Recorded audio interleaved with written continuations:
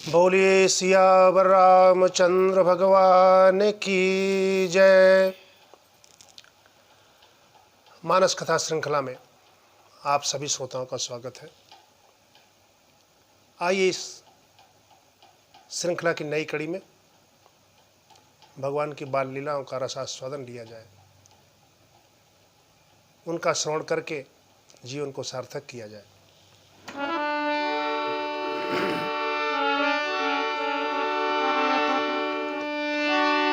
नीलाम्बुजश्यामलकोमलाङ्गं सीतासमारोपितवामभागं पाणौ महासायकचारुचापं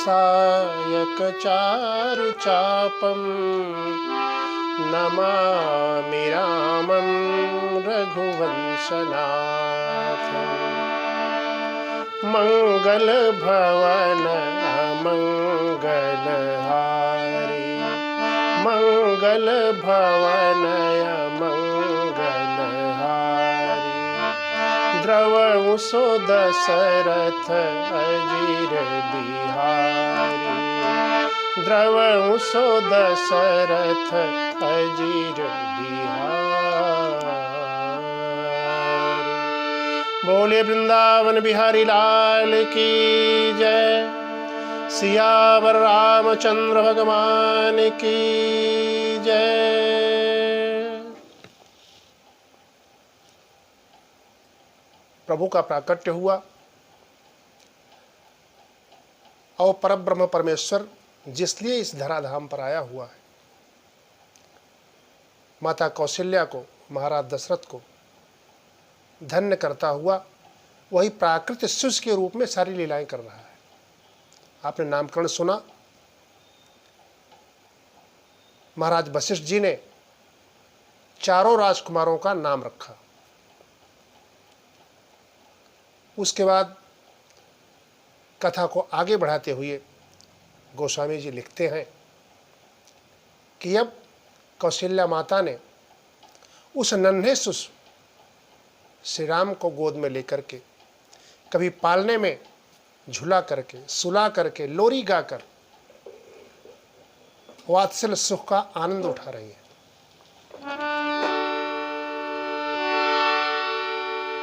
क्योंकि यही तो वरदान मांगा था इन्होंने शत्रुपा के रूप में प्रभु भगवान श्री राम से।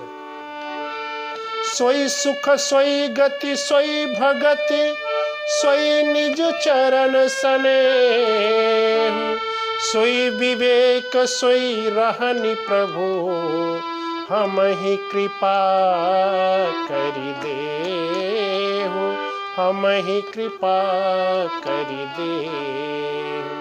लेकिन इन वात्सल्य सुख में, इन बाल लीलाओं में माता का विवेक नहीं जाएगा, इसका अभयदान दिया है भगवान श्री राम ने। और वो विवेक रहे, इसकी झांकी, इसका स्मरण जगह जगह कराया है गोस्वामी जी ने। आइए बाल लीला पर कि कब हूँ छंग कब हूँ बर पलना, कब हूँ छंग कब हूँ बर पलना, मातु दुलारे कही प्रिय ललना, मातु दुलारे कही प्रिय ललना। मैया कौशल्या कहीं प्रभु को पालने में झुलाती है, कहीं गोद में बैठाती है और कहीं हाथों में ही झुला करके और प्रभु को सुलाती है, लोरी इत्यादि गाती है और प्रभु को सुलाते सुलाते प्रभु के ही चरित्र का गान करती है। यही भक्ति है। कोई आवश्यक नहीं है कि हम आसन लगा करके, ध्यान लगा करके प्रभु का स्मरण करें, पूजा करें, तभी सच्ची पूजा मानी जाएगी। बल्कि दैनिक दिनचर्या में ही प्रभु की बाल लीलाओं का, प्रभु के गुणों का गान करते हुए उन कार्य को भी करते रहे और मुख से प्रभु का कीर्तन भजन होता रहे, प्रभु के चरित्र का गान होता रहे, यही सहज भक्ति है। ऐसी सहज भक्ति का आनंद उठाती हैं कौशल्या जी। प्रभु के चरित्र का, प्रभु के गुणों का गान करती हुई आज रसोई घर में जाकर के और मिष्ठान्न बना रही हैं। किसके लिए? उनके इष्ट देवता हैं, कुल इष्ट देवता हैं श्री रंगनाथ जी महाराज, उनको चढ़ाने के लिए आज प्रसाद बना रही हैं। और अपने पुत्र को नहला धुला करके पालने में लिटा दिया, झूला करके, और ये देखा कि अब राम जी सोए हुए हैं, स्वयं रसोई घर में आ गई और मिष्ठान्न बनाने लगी। इस घटना का मधुर वर्णन करते हुए गोस्वामी जी लिखते हैं, एक बार जननी अनहवाए, एक बार जननी अनहवाए, करि सिंगार पलना पौढ़ाए, निज कुल इष्ट देव भगवाना, निज कुल इष्ट देव भगवाना, पूजा हेतु कीन स्नाना, पूजा हेतु। आज उनके पूजन की तैयारी हो रही है। भगवान राम ने सोचा कि सभी देवताओं के देवता तो हम हैं, मैया कहीं बाल चरित्र की मधुरता में, मेरे इस रूप में, वात्सल रूप में डूब करके कहीं मेरे ऐश्वर्य तो नहीं भुला बैठी है, इसलिए इनको कुछ झांकी दिखाई जाए। और जहाँ जहाँ भक्त थोड़ा विस्मय में पड़ता है, प्रभु अपने ऐश्वर्य की झांकी दिखाते हैं। आप सब तो जानते हैं तमाम घटनाएं। जहाँ थोड़ा चरित्र के मोह में पड़ा भक्त, साधक जहाँ प्रभु के मोहक चरित्र में पड़ गया, वहां प्रभु उसको अपना ऐश्वर्य दिखाते हैं। यहां प्रभु ने ऐश्वर्य दिखाया अपना, जिसका वर्णन आगे है। अर्जुन को अपना ऐश्वर्य दिखाया भगवान श्री कृष्ण ने, कहीं इसको भ्रम हो जाए सिर्फ मेरा सखा ही है। यशोदा मां को ऐश्वर्य दिखाया मुख दर्शन कराते समय भगवान श्री कृष्ण जी महाराज ने, इसलिए यहां भी ऐश्वर्य दिखा रहे हैं कि मैया सबका आदि देवता तो मैं हूं, तुम किसके लिए ये सब पाक बना रही हो। और माता जैसे मिष्ठान्न बनाती हुई सोच रही है कि अब सब पूरी सामग्री पूजन की तैयार हो गई है, अब जरा देखूं कि हमारा लल्ला सो रहा है, कहीं जग तो नहीं रहा है। वहां जाकर देखा उन्होंने तो आश्वस्त हो गई कि हाँ सुला कर आई हूं, क्योंकि अब जरा चंचल हो गया है, इसलिए कोई दूसरा काम कर लूं, पूजा संबंधित और तैयारी कर लूं। फिर उनके चित्त में आया कि चलूं देखूं रसोई का क्या हाल है। तो रसोई में आती हैं तो वहाँ वही बालक शिशु प्रभु श्री राम मिष्ठान को खाते हुए दिखाई पड़ते हैं माता कौशल्या को। उनके चित्त में भ्रम होता है कि कहीं अभी तो सो रहा था मेरा बच्चा, यहाँ कैसे आ गया। फिर गई देखा तो प्रभु ने फिर वही पूर्वज झांकी दिखाया, राम जी सो रहे हैं। दोनों जगह पर देखती हैं वही बालक पालने में सोया हुआ है और वही रसोई में मिष्ठान्न खा रहा है।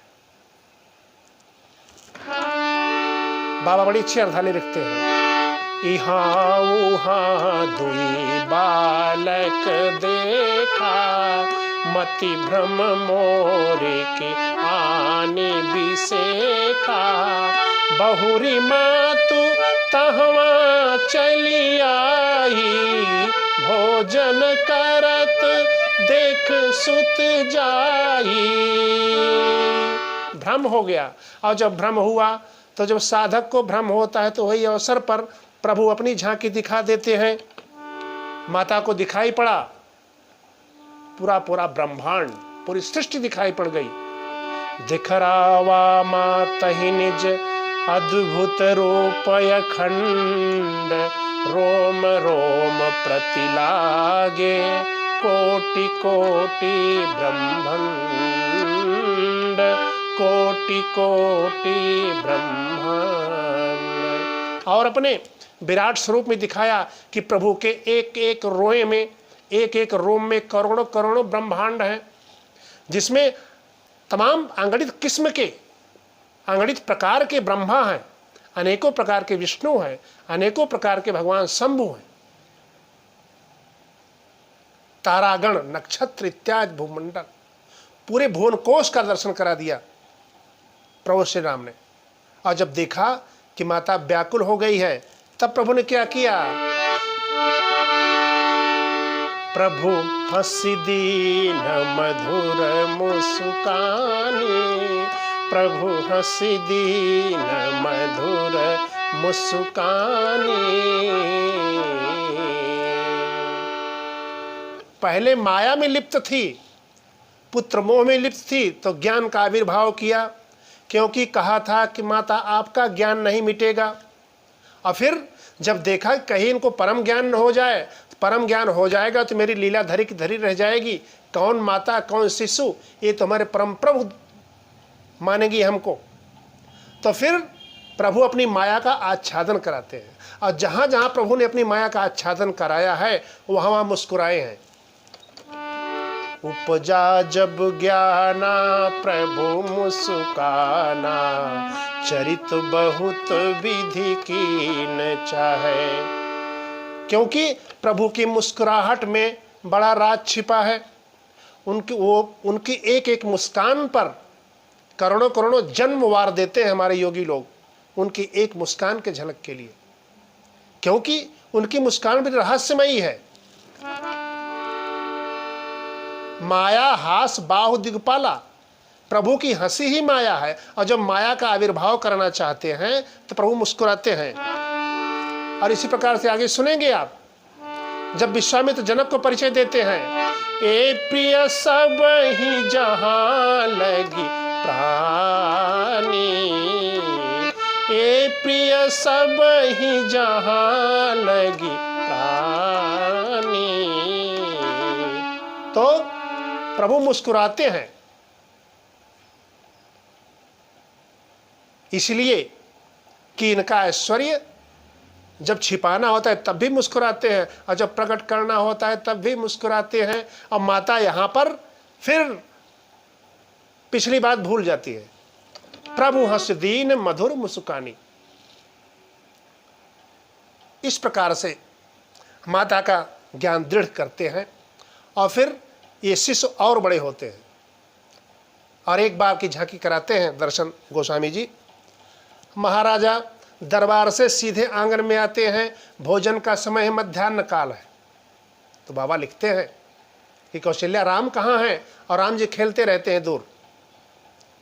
तो बाबा लिखते हैं कि एक राजा राम को बुलाने के लिए जा रहा है, प्रभु को बुलाने के लिए राजा जा रहा है।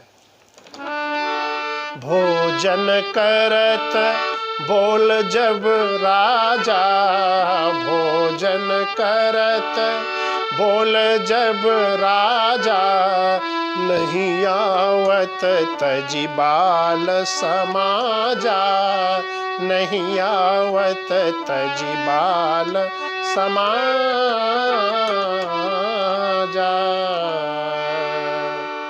एक राजा बुलाने के लिए गया, यहाँ दशरथ नहीं लिखा, पिता नहीं लिखा, क्योंकि राजा इसलिए लिखा गोस्वामी जी ने कि दरबार से सीधे आ रहे हैं, और दरबार के कार्यों में, राजकार्यों में उनका ऐश्वर्य का नशा कुछ सिर पर है। इसलिए प्रभु किंचित भी अभिमान, किंचित भी श्रेष्ठता बर्दाश्त नहीं करते हैं। लेकिन नहीं आए राजा के बुलाने पर। फिर उन्होंने विनती किया किससे? कौशल्या जी से। कौशल्या जब बोलन जाई, ठुमकी ठुमकी प्रभु चलहि पराई। और जब कौशल्या, यहाँ भी वही काम कर रहे हैं गोस्वामी जी, वहाँ राजा कहा, राजा के बुलाने पर नहीं आए, और यहाँ कौशल्या कहा, महारानी है कौशल्या। तो महारानी जब जाती है बुलाने के लिए तो प्रभु क्या करते हैं? ठुमकी ठुमकी प्रभु चलहि पराई, ठुमुकी ठुमुकी प्रभु चलहि पराई। क्या बढ़िया शब्द इस्तेमाल करते हैं, प्रयोग करते हैं गोस्वामी जी। ठुमुक ठुमुक, बच्चा ठुमुक ठुमक कर चल रहा है, कितनी मनमोहक चाल है। और इसका दर्शन आप लोग तो करते रहते हैं इस पद में।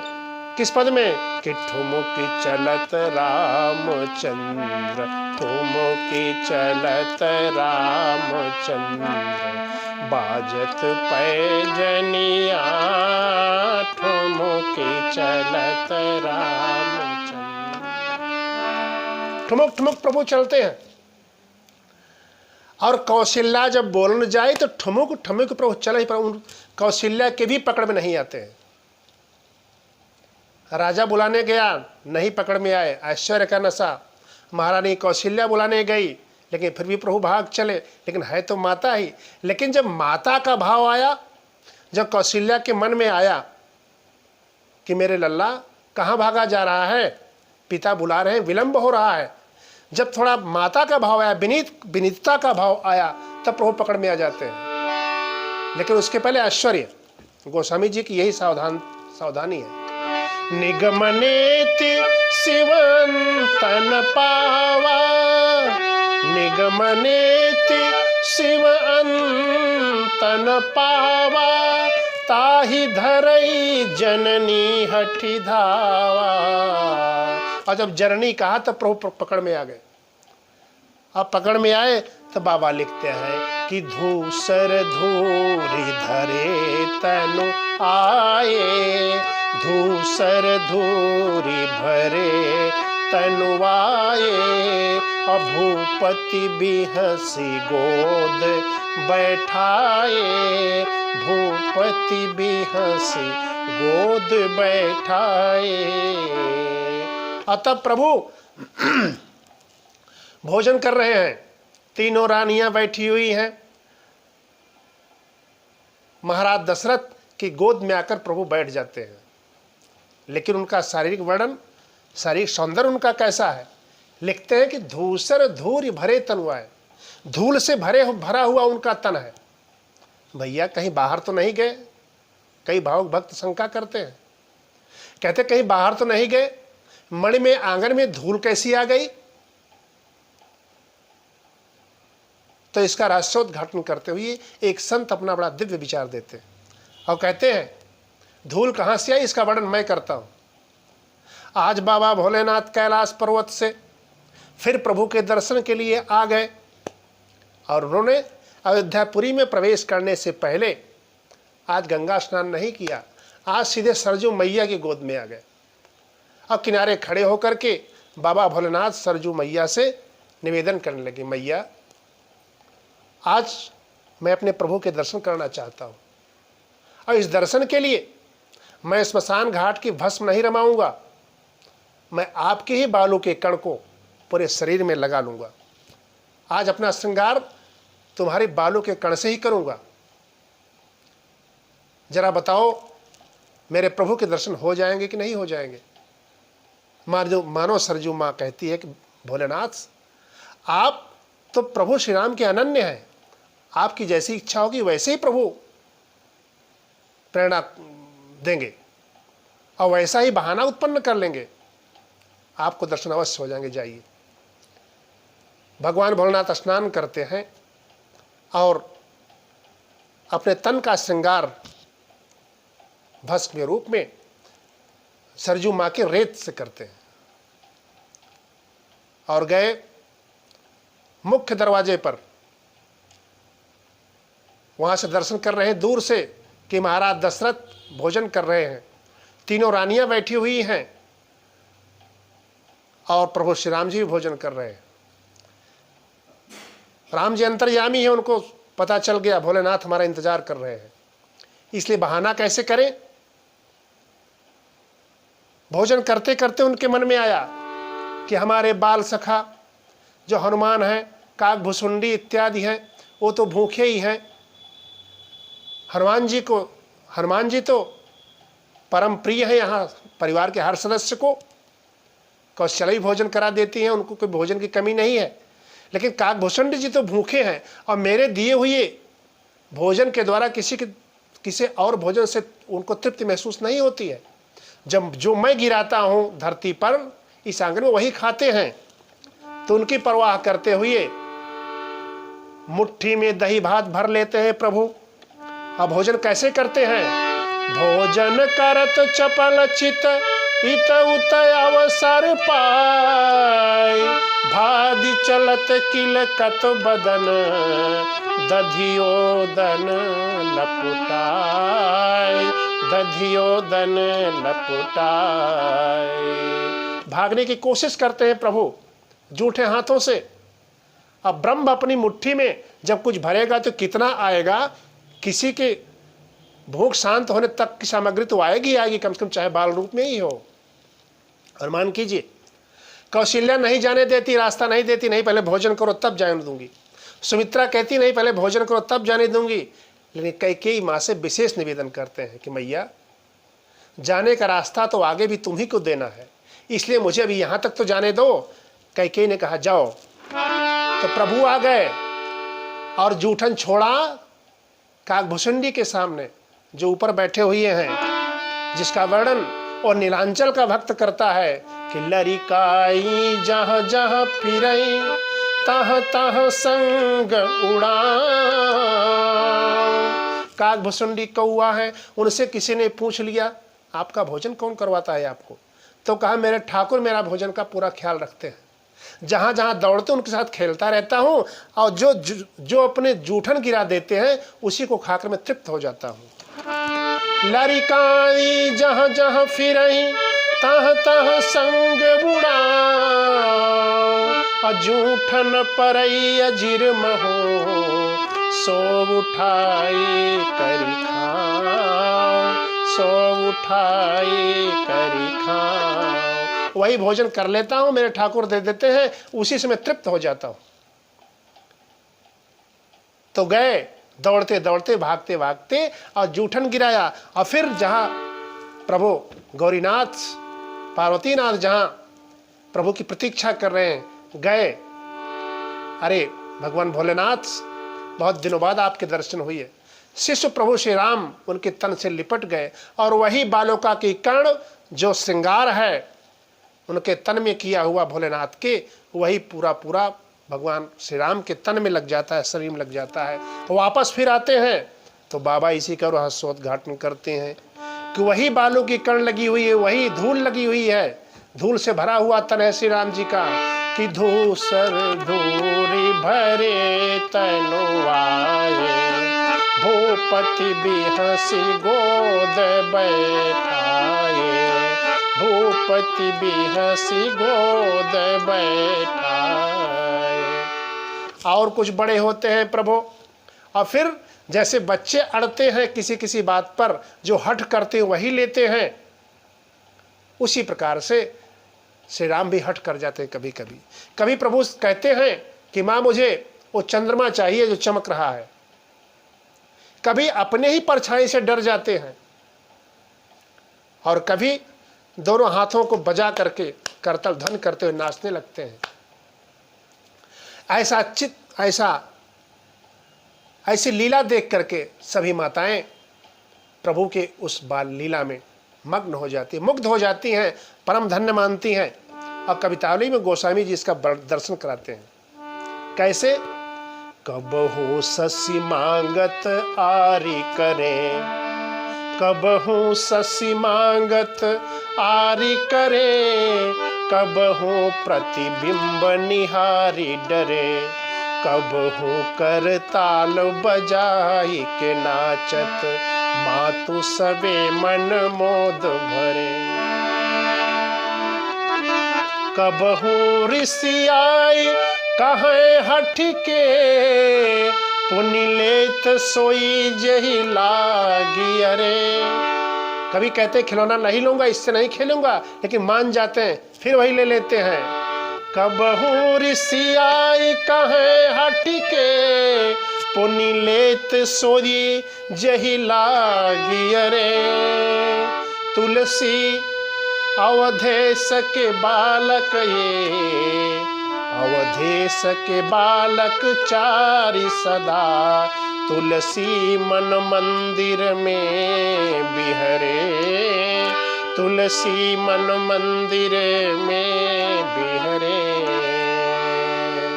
गोस्वामी जी कहते हैं ये चारों अवधेश के बालक क्रीड़ा करते हुए मेरे प्रभु इष्ट देव राम के सहित मेरे इस हृदय में वास करें। इस बाल लीला का वर्णन करते हुए गोस्वामी जी कहते हैं और थोड़ा बड़े हुए तो पिता के यहाँ पढ़ने के लिए चले, गुरु के यहाँ पढ़ने के लिए चले गए, पिता ने भेज दिया। बाबा लिखते हैं कि गुरु गृह पढ़न गए रघुराई, गुरु गृह पढ़न गए रघुराई, अल्पकाल विद्या सब आई, अल्पकाल विद्या सब आई, गुरु गृह पढ़न गए रघुराई। ओ प्रभु परब्रह्म परमेश्वर अखिल ब्रह्मांड का अधिनायक, जो सब जिसके वश में है और जिसके लिए भगवान स्वयं कहते हैं सर्वस्य चाहम हृदि सन्निविष्टो मत्तः स्मृतिर्ज्ञानम अपोहनम च। हे अर्जुन, मैं सब में स्थित हूँ, सबके हृदय में विराजमान हूँ। मेरी माया से ही, मेरी इच्छा से ही लोगों में स्मृति आती है, ज्ञान आता है, संशय आता है, उसका अपोहन भी कर देता हूँ, मैं उसको मिटा भी देता हूँ। वेदैश्च सर्वै अहमेव वेद्यो, सभी वेदों के द्वारा मैं ही जाना जाता हूँ और वेदों को बनाने वाला मैं ही हूँ। वेदांत कृत वेद विदेव चाहम, समस्त वेदों को बनाने वाला अर्थात मैं ही समस्त हूँ, लेकिन भक्ति के वश में आकर के और मैं ही सारी लीलाएं करता हूँ। क्योंकि भक्त मुझे जिस रूप में पुकारता है, जिस रूप में, जिस श्रद्धा से हमको याद करता है, उसकी श्रद्धा को उसी रूप में अचल करते हुए मैं उसको दर्शन देता हूँ और उसके पराधीन होते हुए तमाम चरित्रों से उसको मुग्ध कर देता हूँ, उसको आनंद प्रदान करता हूँ।